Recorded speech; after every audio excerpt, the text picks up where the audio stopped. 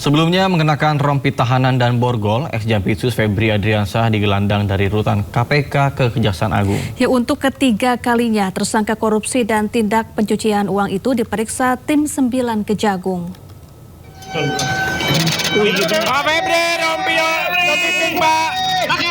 Dengan tangan terborgol dan mengenakan rompi merah muda, Febri Adriansyah akhirnya keluar rutan KPK. Pak, dada dulu Pak. Dada Pak. Keluarnya Febri Adriansyah dari rutan KPK tentunya bukan untuk menghirup udara bebas, melainkan akan menjadi pemeriksaan di gedung Kejagung.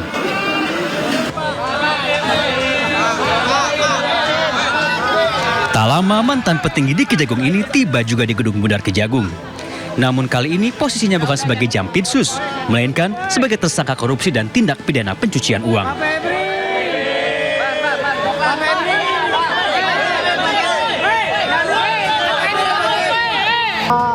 Saat digelandang menuju gedung Bundar, tak sepatah kata pun keluar dari mulut Febri. Ia hanya melempar senyum. Padahal sepekan lalu sebelum digelandang ke rutan KPK, dengan lantang ia berkata menolak ditahan dan menuding pihak Kejagung telah melakukan kriminalisasi terhadap dirinya. Masih perlu didalami atau dikonfirmasi. Ya, sehingga menurut saya ini belum cukup untuk dilakukan penahanan. Kasus Febri Adriansyah bermula saat Kortas Tipit Korpori menggeledah 13 tempat terkait 3 mega korupsi. Di rumah pribadinya di Sentul, Bogor, Jawa Barat, polisi menyita 74 kg emas dan uang setengah triliun rupiah.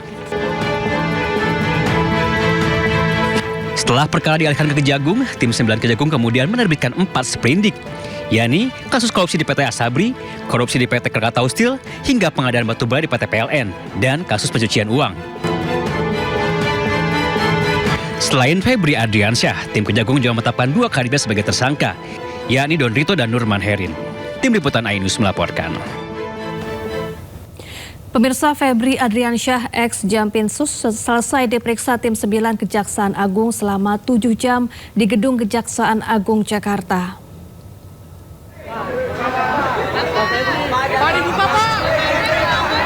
Usai melakukan pemeriksaan oleh tim 9 Kejaksaan Agung, Febri Adriansyah ex-Jampitsus langsung masuk mobil tahanan. Febri Adriansyah diperiksa sebagai tersangka pada kasus dugaan TPPU. Kuasa hukum ex-Jampitsus mengatakan ada 20 pertanyaan yang dilontarkan ke Febri Adriansyah. Bahkan selain itu dirinya mengatakan bahwa Febri Adriansyah ex-Jampitsus kooperatif saat diperiksa oleh penyidik. Ada sekitar 20-an pertanyaan ya tadi, dan sebagian besar yang ditanya adalah lanjutan dari pemeriksaan awal sebagai tersangka sekitar tanggal 24 Juli ya. Ya, hari Jumat saat penetapan tersangka beberapa waktu yang lalu. Jadi Pak FA sudah menjelaskan apa yang ia ketahui tentu saja, dan ada salah satu poin juga yang tadi disampaikan karena ini adalah hak dari tersangka, yaitu ditanya apakah ingin menghadirkan saksi atau ahli yang saksi meringankan atau ahli. Itu kan hak tersangka yang diatur di KUHP. Kami berencana akan menghadirkan saksi yang meringankan dan ahli untuk membuat lebih terang persoalan ini.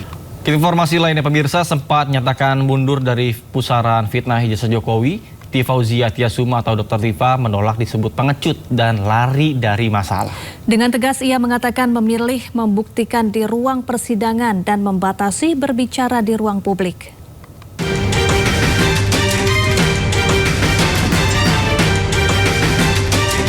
Setelah menyampaikan pernyataan hijrah dan mundur dari pusaran fitnah ijazah Jokowi, tak sedikit yang menilai Dr. Tifa menyerah, bahkan lari dari permasalahan yang tengah dihadapinya. Tak ingin bola liar kian menggelinding, Dr. Tifa membantah semua tudingan.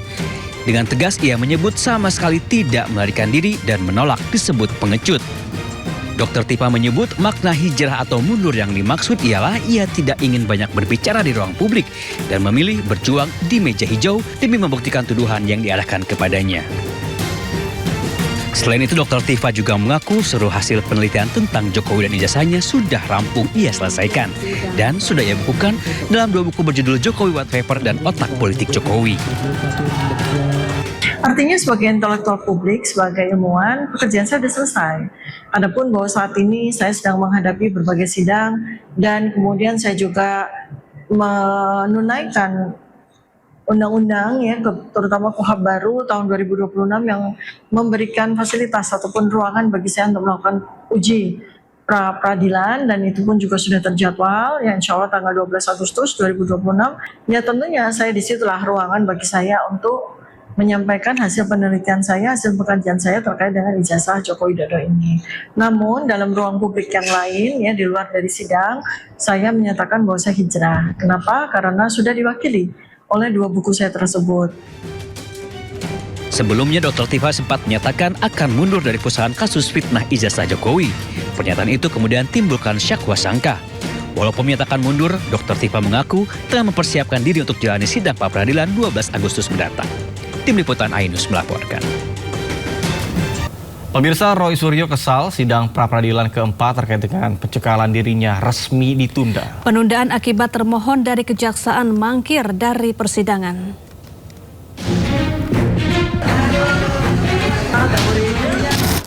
Roy Suryo harus menggigit jari. Pasalnya sidang pra-peradilan keempat yang harusnya digelar hari ini terpaksa ditunda. Pasalnya, Kejati Jakarta dan Kejati Jakarta Selatan sebagai termohon tidak hadir di persidangan. Hakim Tunggal Iketut Darpawan akhirnya memutuskan sidang ditunda hingga pekan depan dan akan digelar 14 Agustus. Kuasa hukum Roy Suryo Refli Harun menyebut permohonan pra-peradilan keempat ini diajukan untuk menguji pencekalan terhadap kliennya. Refli menilai ada ketidakjelasan atau gray area terkait status pencekalan Roy Suryo. Nah ini, yang keempat ini sejatinya kita akan menyampaikan permohonan ini, membacakan permohonan yang terkait dengan pencekalan Mas Roy. Kita tahu bahwa sejak Mas Roy diperiksa dengan Dr. Tifa serta Rismon waktu itu pada tanggal 13 November 2025, kemudian dilakukan tindakan pencekalan. Dan sampai sekarang tidak jelas, itu seperti gray area. Sementara itu, sebagai tersangka fitnah ijazah Jokowi, Roy menolak disebut menunda-nunda persidangan. Pakar Parlementer itu hanya ingin pengadilan membatalkan status pencekalan terhadap dirinya. Kami tidak menunda-nunda persidangan. Siapa yang menunda-nunda persidangan? Tentu teman-teman bisa lihat ya. Sudah ditunggu tadi berkali-kali, pintu dibuka, dilihat lagi, diintip lagi, nggak hadir. Diintip lagi nggak hadir, kemudian tadi ditanyakan hadir tidak, ternyata tidak ada surat. Roy Suryo sebagai tersangka fitnah ijazah Jokowi sudah ajukan 4 kali sidang pra-peradilan, dari gugatan penangkapan paksa, penetapan tersangka, permintaan ganti rugi hingga pencekalan. Dari 4 gugatan hanya 1 yang dikabulkan, yakni tindakan upaya paksa yang dilakukan oleh Polda Metro Jaya. Di Jakarta, Selena Yahya, Yudi Richard, Ainus melaporkan. Pemirsa, pihak istana akhirnya merespon isu beredarnya surat presiden atau surpres tentang pergantian Kapolri. Istana membantah presiden telah mengirimkan surpres tersebut.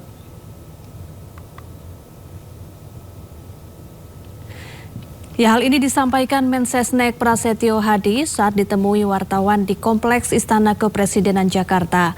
Prasetyo juga menegaskan belum ada rencana presiden melakukan perombakan atau reshuffle Kabinet Merah Putih. Kapolri Jenderal Listio Sigit Prabowo sebelumnya juga telah merespons isu ini dengan menegaskan pergantian Kapolri merupakan hak prerogatif presiden. Beredar di publik berkenaan dengan masalah surpres pergantian Kapolri, dapat kami sampaikan bahwa sampai hari ini tidak ada atau belum ada surpres pergantian Kapolri. Nah, masalah reshuffle juga perlu kami sampaikan bahwa sampai hari ini belum ada rencana reshuffle Kabinet Merah Putih. Sekali lagi, kalaupun kemudian akan ada terjadi perubahan atau diistilahkan reshuffle, barangkali prioritasnya adalah kepada mengisi jabatan-jabatan yang oleh karena sesuatu hal saat ini jabatan-jabatan itu kosong. Contohnya adalah Wakil Menteri Pertanian, kemudian Wakil Menteri IMIPAS,